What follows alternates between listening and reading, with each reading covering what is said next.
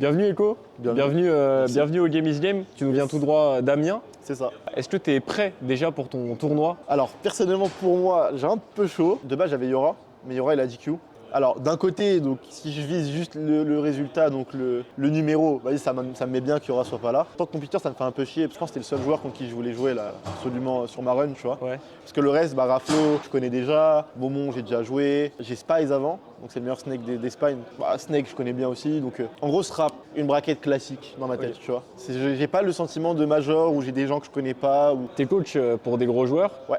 MKLeo, Raflo, Big Boss, etc. Ce que je me demandais, c'est comment toi, du coup, tu prépares des brackets, que ce soit pour toi ou pour les autres. Tu as sûrement dû préparer le bracket de certains joueurs du tournoi. Quelle est la méthode à suivre, la méthode optimale, ou du moins celle que tu appliques pour toi? Alors, ça, c'est un truc que beaucoup de gens me posent, donc c'est excellent que je me pose cette question. En fait, selon les joueurs et selon les profils des joueurs, la préparation de bracket, elle va être grave différente. En gros, tu as vu, il y en a où ils aiment pas être trop informés, genre ils aiment pas avoir trop d'informations, ils veulent juste des points clés par match-up ou par joueur, mais c'est tout, rien de plus. Donc je pense à Modzai, tu vois. Modzai et Léo, c'est des gens où si je leur fais des fiches de 20 pages par joueur, ils pètent un câble. Alors ils aiment bien faire de l'analyse, tu sais, genre vraiment bien avant le bracket, mais pour le bracket, ils aiment pas avoir des pages de un doc. Pour Raflo, lui c'est un joueur qui il accepte grave les documents, il aime grave, plus il a de l'information, mieux c'est. Par exemple, Raflo, je lui ai déjà fait des docs de 20 à 30 pages. Léo, je lui ai montré ça, il m'a dit impossible pour lui. Lui, il préfère avoir des points clés et concis, comme des choses à garder en tête en jouant. Alors que par exemple, les personnes comme Nirose, Raflo, Crêpes Salées, c'est des gens qui aiment bien avoir leurs documents et après ils font en amont, tu vois. Ils retravaillent, ils regardent. Exactement, ils prennent les infos qui leur semblent nécessaires à eux. T'en as vu du coup énormément, des gameplays, des VOD, machin. Ouais. Je voulais savoir, du coup, là, on a des Japonais, on a des Américains à ce tournoi-là. Est-ce que tu observes des réelles différences au niveau du jeu entre les continents, les pays, et quels sont les points, entre guillemets, qui changent? Pour faire court, les États-Unis, ils abusent grave de leur perso. T'as vu, il y a beaucoup qui parlent team Fonda, team abus de perso, nanana. Pour suivre un peu cette vision-là qu'ont les gens du jeu, aux États-Unis, ils sont grave forts pour abuser de leur perso. Mais du coup, il y en a, ils ont des lacunes en tant que joueurs, tu vois. Ok. En France, nous à l'époque, on était très forts en player-player, mais on n'abusait pas assez de nos persos. C'est pour ça que, t'as vu, il y en a beaucoup qui m'entendent dire emu check, mais c'est pas méchant. En fait, selon moi, le emu check, c'est pas une mauvaise chose. Quand je dis quelqu'un emu check, il abuse du fait que personne ne connaisse tel perso ou etc. Et il va abuser de ça. Mais par exemple, les Américains, ils emu check beaucoup, mais c'est pas une mauvaise chose. Il exploite bien les forces de son personnage, c'est ça, simplement. Exactement. Du coup, moi, ma vision du emu check, c'est ça. C'est pas quelqu'un qui vient, il va juste appuyer sur ça et point. Quelqu'un se fait emu check, c'est de la faute du mec qui a pas pris le match-up, tu vois. En France, pendant très longtemps, on était que dans. On essaye de jouer bien le player-player, Mangouste, nanana. Et au Japon, ils font les deux. Et c'est pour ça que les Japonais sont trop forts. Genre, quand je suis allé au Genesis, j'ai beaucoup triplé avec Umeki. Il abusait de dingue de pitch dans certains secteurs. Mais en gros, il prenait en compte le fait que dans tel secteur, il pourra pas abuser de pitch, donc il va jouer bien au jeu. Dans tel secteur, il peut abuser de pitch, donc il va abuser de pitch. Ils arrivent à coupler et j'abuse de mon perso, et je suis fort au jeu. Et ils choisissent bien les compartiments du jeu dans lesquels ils doivent faire ça selon leur adversaire. C'est pour ça que c'est les meilleurs, du coup. Exactement. Petite question, point de vue Orga. Ouais.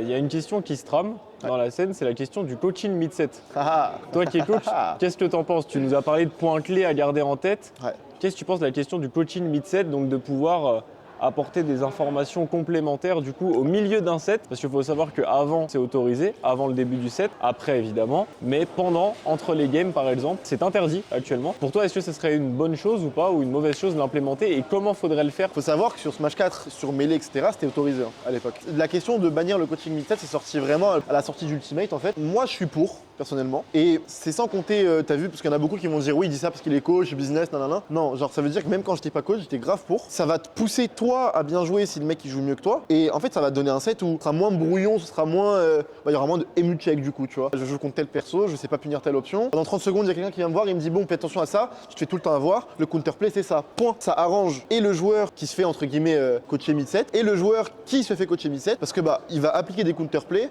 et ce sera beaucoup mieux pour lui comme pour l'autre en fait, tout simplement. Pour toi, il faudrait limiter le temps surtout. Ouais, en fait, faut pas non plus trop en abuser. Donc il y en a beaucoup qui disaient que le coaching mid-set c'était pas équitable, parce qu'il y en a ils avaient des coachs de dingue alors qu'il y en a d'autres. Mais en fait, peu importe le niveau du joueur, tu peux te faire coacher. Et, par exemple, moi, j'ai pas du tout le niveau des Raflo, même Kaleo, etc. Mais pourtant, quelqu'un qui vient seul, par exemple, le coaching mid-set, peut-être qu'il pourrait utiliser, par exemple, de consulter des notes sur son téléphone. Ça peut être une forme de coaching également, tu vois. Avant, tu pouvais appeler quelqu'un aussi. Zéro, quand son coach n'était pas là, il l'appelait, donc le Théo, il regardait. Et dès que l'appel commençait, il mettait le haut-parleur et c'était 1 minute ou 30 secondes, je ne sais plus. Ok, Et plein d'infos, ok, il raccroche, le set reprend. super intéressant. J'ai une petite dernière question. Tu répondrais quoi aux gens qui vont dénigrer le niveau des coachs par rapport au fait qu'ils sont moins bons en jeu que les coachés, que les joueurs qui le coachent? Ça vient une question de crédibilité, etc. Comment tu peux coacher un mec plus fort que toi, etc. Tu dois avoir l'expérience. Je pense que tu peux nous en parler et éclaircir, je pense, pour les gens qui nous regardent ce sujet-là. Alors, faut savoir un truc, c'est que, t'as vu, il y a des gens qui sont forts pour appliquer, pour être dans le set, et il y en a qui sont très forts en termes de compréhension de jeu, réflexion, etc. T'as vu, quand moi j'ai commencé à coacher, par exemple, Léo, il y a plein de trucs dans ma tête qui semblaient logiques, mais pour lui, ça l'était pas. En fait, ça prouve que entre le cerveau et ce qu'il y a dans les mains, il y a une grosse différence. Ok. Et t'as vu, c'est pas tout le monde qui est apte à très fort dans la tête et très fort dans les mains, tu vois. Prendre l'exemple dans plein d'autres sports, hein. Il y en a plein, il y a des coachs carrément au basket, dans plein d'autres sports, qui n'ont pas été de grandes stars, mais Oui, pourtant. c'est vrai, dans tous les sports, c'est ça. Exactement. Donc en fait, il faut vraiment dissocier le compétiteur du coach, t'as vu. Ça m'est arrivé. Ouais, donc il y a des joueurs qui ont quand même une très bonne compréhension du jeu Exactement. sans forcément savoir appliquer correctement. C'est ça. Pour ce week-end, on te voit à quelle place? Top 32, top 16, c'est quoi les objectifs? Alors, si je suis honnête avec toi, j'aimerais bien top 16, top 8. Alors c'est possible, parce que en fait en major, c'est rare que je flop. Je fais tout le temps de très bonnes performances en major, sauf l'UFA du coup, dû à mes soucis de santé. Mais ce major-là, c'est rare que je prépare pas un major et je l'ai pas préparé du tout. Ok. Donc je l'ai préparé vite fait pour mon frère surtout. J'ai préparé un petit peu pour d'autres personnes, mais pas pour moi. On y va un peu à la cool, mais bon. Ouais, écoute, je te remercie. Merci à J'espère toi. te voir top 16 au moins. J'espère aussi. Et merci beaucoup. Game is game. Game is game.